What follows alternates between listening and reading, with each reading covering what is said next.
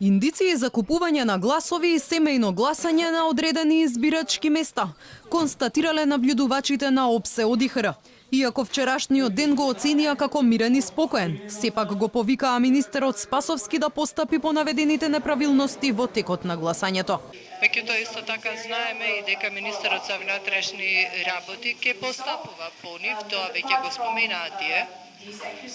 Меѓутоа покрај овие обвинувања што ни беа предоčени и нашата мисија можеше да лично да воочи купување гласови. Навистина можам да потврдам дека се случуваше семејно гласање и тоа е споменато во нашиот извештај. Меѓународните наблюдувачи загрижени за законската рамка бараат итни реформи во изборниот законник и поголема транспарентност за тоа како се трошат парите во кампањата. Потребна е, велат, политичка волја за да се обезбеди вистинско спроведување на законските реформи, што би создало и доверба кај гласачите.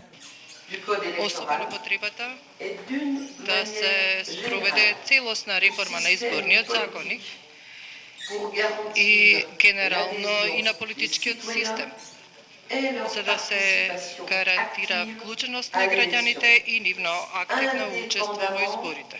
Овие избори покажаа дека транспарентноста и особено контролата на финансирањето на изборната кампања треба да се зајакне. Иако прагот на излезност од 40% во нови избори беше задоволен, се уште тој создава потенцијал за циклуси повторени избори. Ова е само една од известниот број причини за грижи кои што ги имаме изразено во врска со изборното законодавство, кое што не ја создава посакуваната правна сигурност и известност која вообичаено ја бараме. Инаку меѓународната мисија за наблюдување на изборите во земјава се состоеше од 170 наблюдувачи од 32 земји.